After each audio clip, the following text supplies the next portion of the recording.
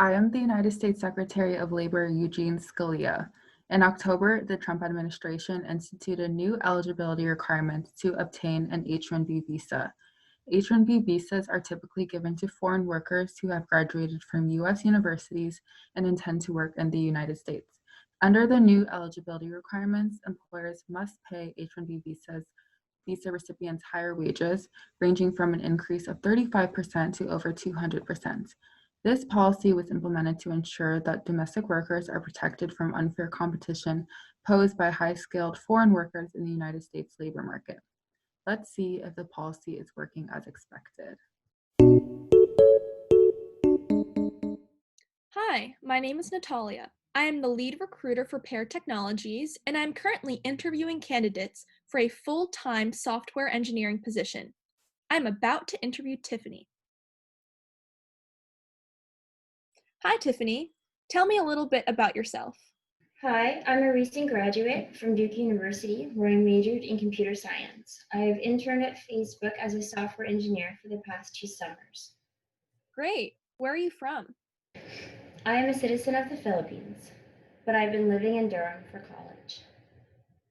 Will you now or in the future require sponsorship for employment visa status, meaning H-1B visa status? Yes, I will.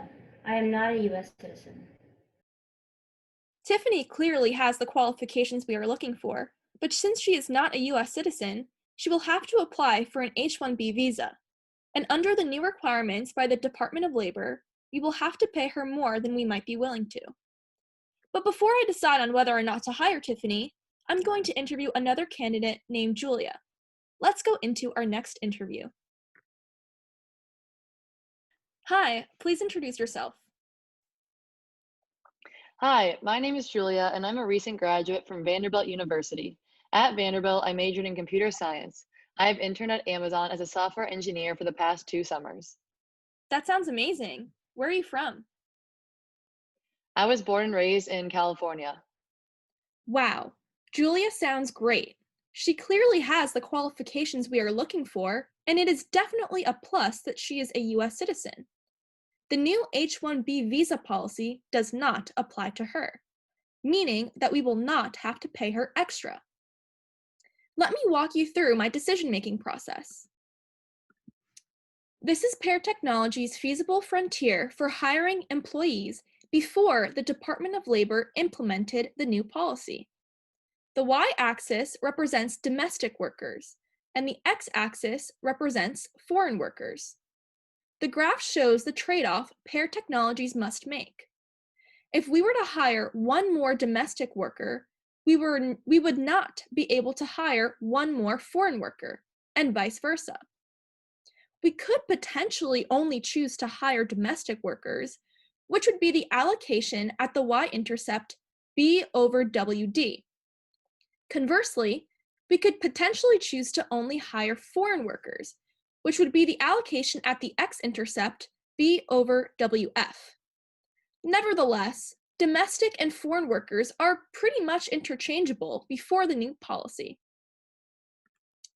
However, due to the new policy that says that we must pay foreign workers with H-1B visas higher wages, our feasible frontier has completely changed. Our new feasible frontier is this red line, FF after.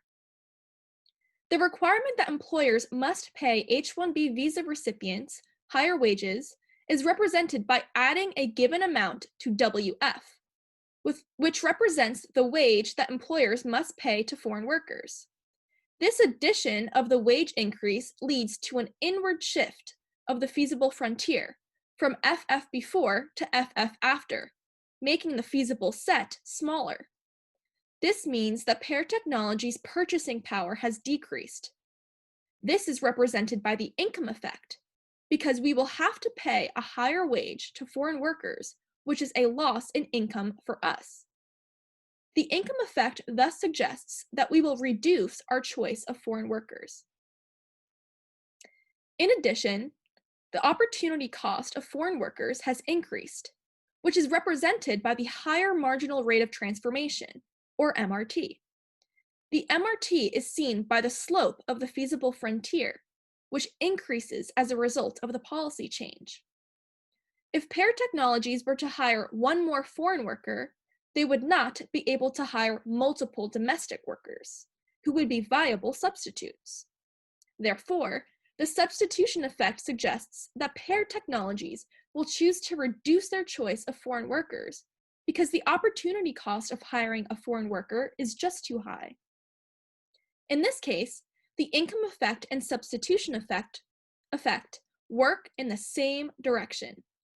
To be more specific, the new policy makes it so that Tiffany is an unfavorable candidate because our purchasing power is reduced and the opportunity cost of foreign workers is very high.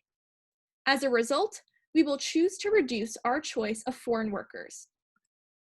We can demonstrate that more clearly by adding indifference curves to our feasible frontiers. Each indifference curve joins bundles that have the same levels of utility. The higher the indifference curve, the more utility it has. In other words, IC1 has a higher utility than IC2. Therefore, the new policy makes Pear Technologies end up on a lower indifference curve that has a lower utility. The policy is working exactly like we expected. The employer is meaningfully reducing their hiring of foreign workers like Tiffany because the additional money spent paying them significantly higher wages than before takes up a significant share of the employer's budget. Plus, there are many viable substitutes for foreign workers, namely domestic workers. The immense contributions of highly skilled foreign workers to the U.S. economy, losing foreign workers in America could consequently harm innovation and the potential gains for society as a whole in the long run. On its surface, the current administration insists this policy is prevented with the sole intent of protecting American workers. Upon further scrutiny, however, its ultimate ramifications are more complex, chiefly the discrimination against foreigners in the U.S. labor force. I appreciate this policy as it protects me from unfair competition, especially during the high unemployment caused by the pandemic. Before this policy, I was getting passed for opportunities because foreign workers with the same qualifications as me were pretty much equal substitutions for me. Now this policy makes it so that I am more favorable to employers. In conclusion, our new policy has worked. Fewer foreign workers will be hired in the US now, in favor of domestic workers. Another effect may be that foreign workers will be less likely to apply for an H-1B visa in the first place, knowing that their employment prospects are limited and seek employment in their home country instead. The policy was intended to protect domestic workers, and clearly it does. However, we are now facing multiple lawsuits because of concerns from employers, primarily technology companies and universities, about losing their valuable, highly skilled foreign workers. Depending on the outcome of these cases, we may have to rescind the new policy.